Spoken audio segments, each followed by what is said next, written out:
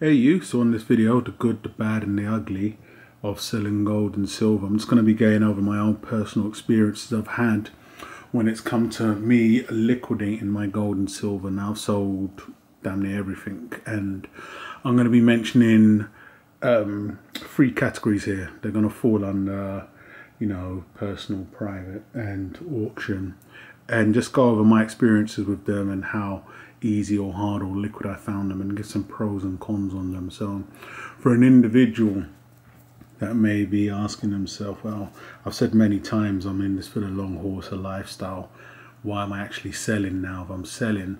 I've mentioned before that for me, selling in between now is also part of my strategy when I was going to be picking up collector pieces and then liquidating them to go on to purchase more bullion like the piece I'm showing now. That's the goal for me. So between the end, which is the finishing line where I'll be liquidating the bulk of it, should it be pension, inheritance, passed down, or just a massive spike in spot, and I want to capitalize on a portion of the stack, between now and that period there, I'll be cashing in on some of the collector pieces that I've picked up, and I do hold within my stack easily a large portion of it is collector coins. So within that time frame of cashing it in and now, in between then, I'm selling. So I'm watching the markets, I'm seeing what other collector coins are about, and just even any opportunities that may come across. And that's the reason why I personally would sell and do sell. So it's the in-betweens, the end and now as to why I sell, and that's going to be the other reasons why I don't normally, close to never, sell my bullion, which is these types of pieces right here. So I'll go over my own personal experiences, and I'll start with let's just say eBay, for instance.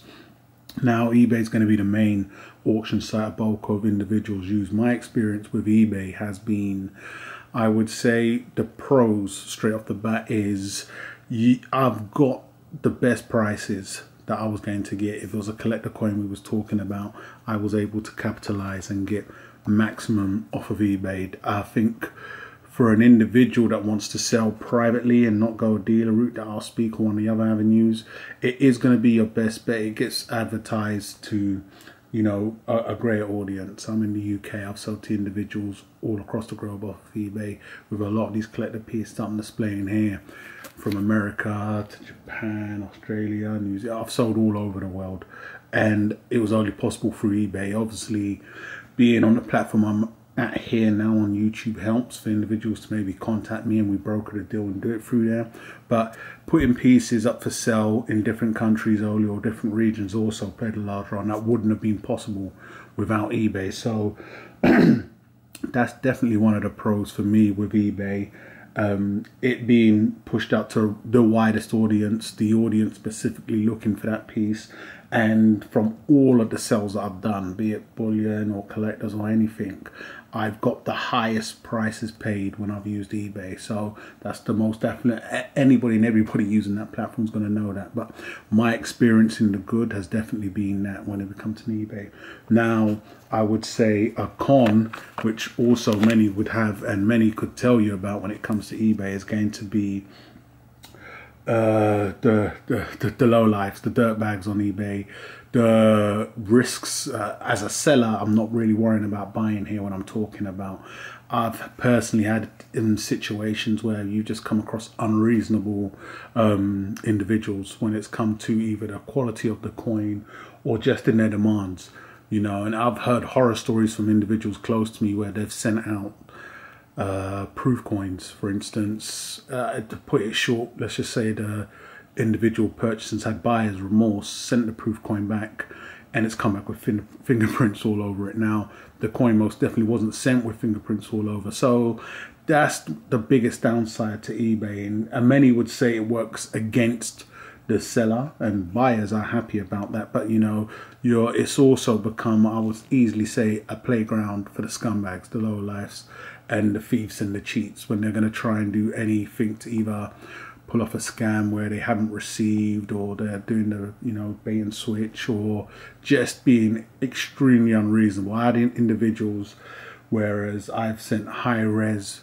photos of the piece in question and even a video, it was verbally agreed You know, when they've received a piece, they've just gone into a different type of, you know, rant and wanted to send the piece back. And this is a high value piece. And luckily for me, on that specific situation, it worked in my favor, which is rare, you know, because the individual had taken it out of the country it was actually sent to. So this is just one of many, you know, horror stories that can happen on eBay. So you have to be very careful. It doesn't work, I would say, in the seller's favor. You can have a situation where an individual, you can send an individual a piece, for instance, they can put in the claim. It's always going to work in their favor, even if they're claiming buyer's remorse, or you can have a certain time limit, and they can send you back a fake coin, you know, the exact same coin fake. How do you then go about pursuing getting your money off the individual? So, you know, it can definitely work against you. So you have to be real diligent when you're selling on eBay. I mean, for me personally now, anything of high value, it can be advertised on eBay, but we're going to be doing the selling and the purchasing and the likes of outside of eBay.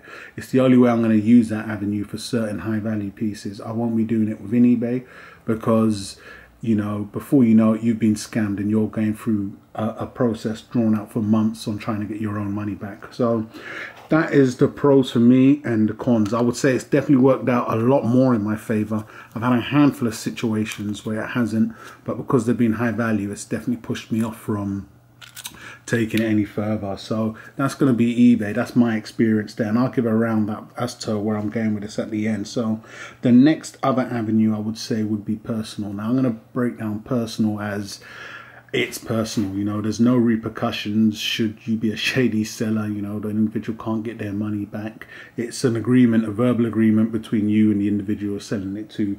For me, that's been friends. I've sold on social media platforms, i.e. Instagram, but you could also say like forums and the likes of. I class them all under the same there. Now, it's been 2 and 2 for me, and I'd say that I've been able to not get the best price when I've been selling to another individual like myself, or an individual inquiring. So I've given somewhat of a middle ground price. If the piece is selling for, I don't know, give or take $30 or something like that on eBay, and that's the maximum price they're currently going for, I may push it out there for 25 or something like that. So it gives the individual receiving a little bit of headroom. If it's an individual I'm selling it to, it could also be along the same lines. Now, there has been a situation where I've sold a collectible piece I had to an individual privately, personal, and I sold it at a markup because they really wanted the piece. So it wasn't a like-minded individual. Once again, I would say the pros with that are it's hassle-free.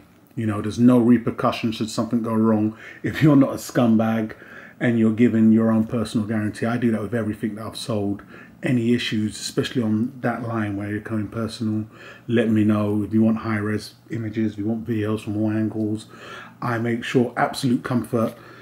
And down that avenue, I've never had any issues. So that would definitely be the pro. It's hassle-free. Depending on your network, it can take a little longer, but that's also going to be the same on the auction sites. The cons, there is really no cons, depending on how, you know, how much profits you want. You can be greedy and know you're not getting the best price, so you're not going to get the absolute best price. That could be one of the cons. But for my own personal experience, it's been hassle-free and simple. Another benefit to personal for me has been buying and selling amongst friends. Now, what I do with my friends, and we have a policy, an in-house policy, and our first refusal is we buy back at spot. So if you're going to be selling it to a dealer, the dealer's only going to be offering you spot. We match the same price, and it's worked in my favor. I've sold bullion and collector pieces to friends. Now, collector pieces at bare bottom, but bullion, it's always buy back at spot. I've done videos in the past where I've purchased off friends for spot.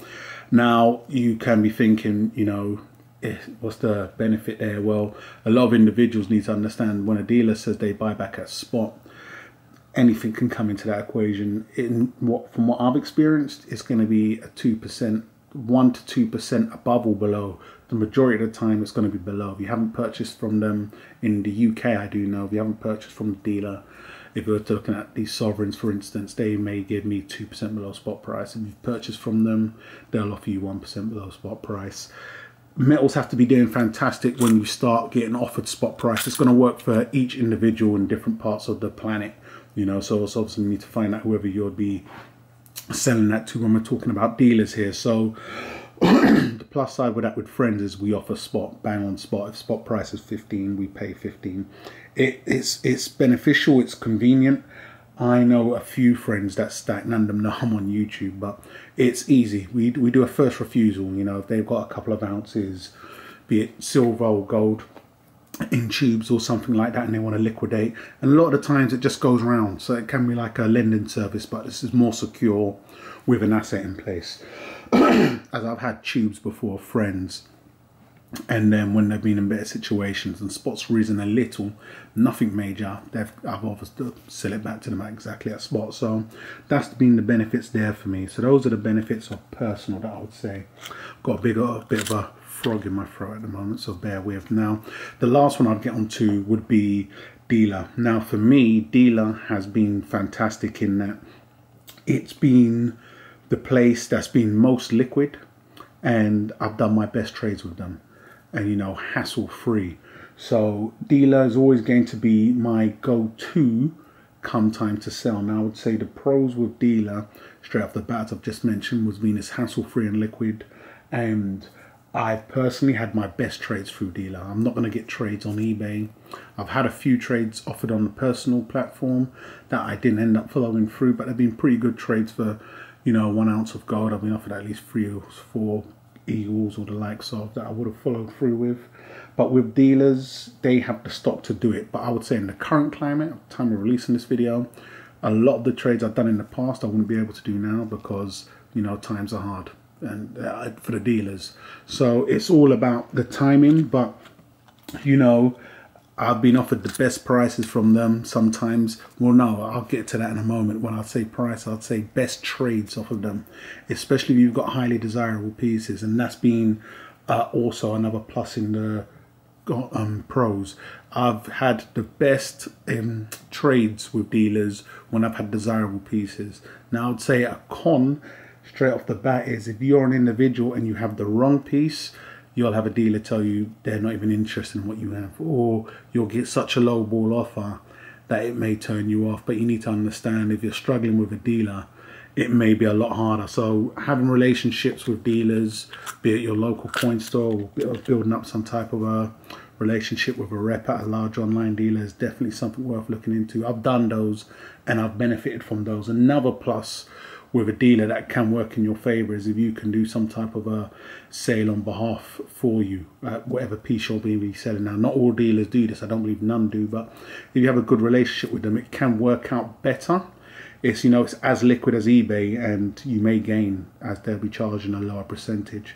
We all know eBay can really hurt when they charge their high percentages, but that's going to be the pros and the cons. For me, combining all of them into one now, I would say through that entire experience, come the end or when I want to liquidate in bulk, it's definitely going to be a dealer option for me the majority of the times, just because of the convenience. And as long as you have the right piece, the ease, the payment method, everything is very, very smooth. You know, with personal, it's easy. You know, you could be sitting on your couch and have a friend come by and pick up all the pieces. So it's a lot of stress-free. With eBay, you're doing the shipping out. With dealer, you're also doing the shipping out, depending on how you're doing that. So each has their pros and their cons. But ultimately, when I have the final stack, it's going to be a dealer I want to be liquidating with, just for all the things I've mentioned. So I'm fine-tuning the stack also for when that time comes, you know, whether I'm handing it down or not. A lot of the silver that I once had in collector pieces, I don't want to be holding on to for the long run, purely because of the situations we all know that silver run into, i.e. the milk spots and the likes of.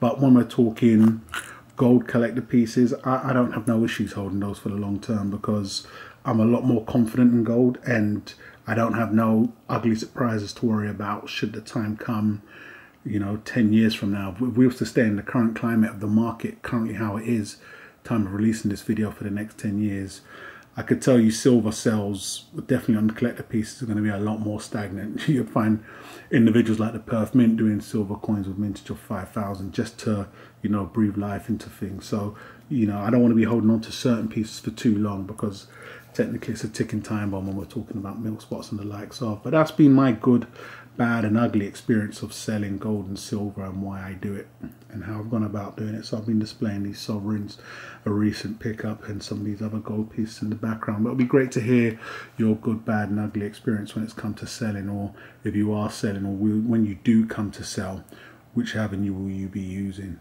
So hey, or love it, guys. It'd be fantastic to know what you think of this video. Go ahead and subscribe if you haven't done so already, and I'll catch you guys on the rebound.